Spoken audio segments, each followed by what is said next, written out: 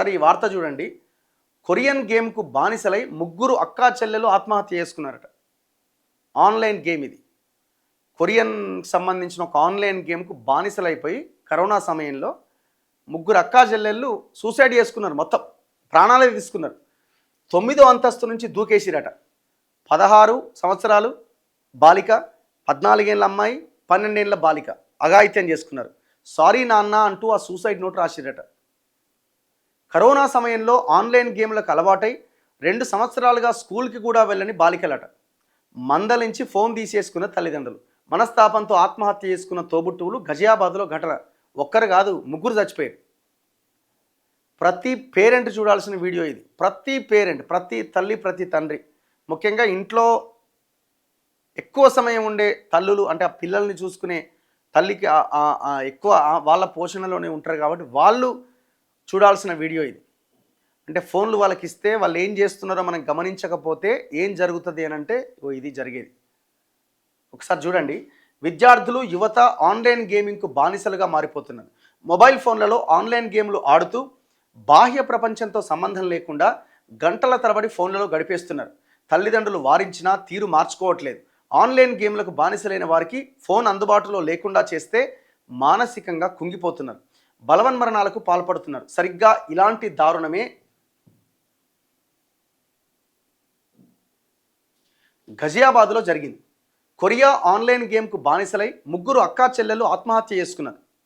తల్లిదండ్రులు వారికి ఫోన్ ఇవ్వకపోవడం వల్ల మనస్తాపానికి గురై 9వ అంతస్తు నుంచి దూకేసిరట.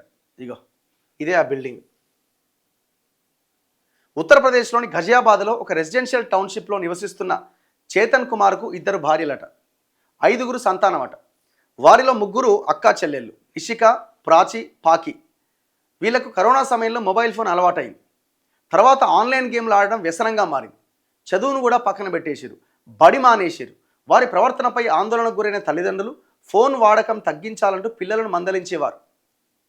వారికి ఫోన్ అందుబాటులో లేకుండా చేశారు. ఈ క్రమంలో మంగళవారం రాత్రి అక్కా చెల్లెళ్ళు 3 గదిలోకి వెళ్ళి గడియబెట్టుకున్నారు. 3 కలిసి. చేతన్ కుమార్ ఉంటున్న ఫ్లాట్ నెంబర్ 9వ అంతస్తులో ఉన్నది.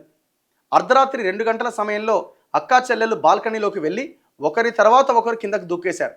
వెంటనే వారిని ఆసుపత్రికి తరలించగా అప్పటికే చనిపోయినట్టుగా వైద్యులు ధృవీకరించారు. అయితే ఈ గేమ్ టాస్క్లో భాగంగానే వారు ఆత్మహత్య చేసుకున్నారన్న అనుమానాలు వ్యక్తమవుతున్నాయి. అంటే ఇది కూడా టాస్క్ అట. గేమ్లో సూసైడ్ నోట్ ఉందట. అక్కా చెల్లెలు 3 ఉండే గదిలో పోలీసులు ఓ సూసైడ్ నోట్ స్వాధీనం చేసుకున్నారు. ఈ డైరీలో ఉన్న సమాచారం మొత్తాన్ని చదవండి, ఎందుకంటే అదంతా నిజం. ఇప్పుడే చదవండి. రియల్లీ సారీ నాన్న అని వారు అందులో రాశారు. ఆ డైరీలో తాము కొరియా సంస్కృతిని ప్రేమిస్తున్నట్టుగా బాలికలు రాసుకుంటూ వచ్చిరట. ఆ 3 కొరియన్ గేమ్కు బానిసలైనట్లు ప్రాథమికంగా గుర్తించాం అని ఏసీపీ అతుల్ కుమార్ చెప్పారు. ఈ కొరియన్ గేమ్ను 3 కలిసి ఆడేవారు.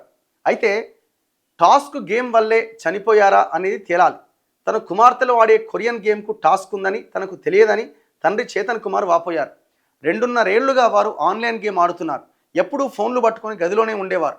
కుమార్తెలు తరచుగా తాము కొరియా వెళ్తామని చెప్పేవాళ్ళట. అంటే వాళ్ళ మానసిక పరిస్థితి కూడా మారిపోయింది. సో పేరెంట్స్ ఆలోచించాల్సిన విషయం ఇది.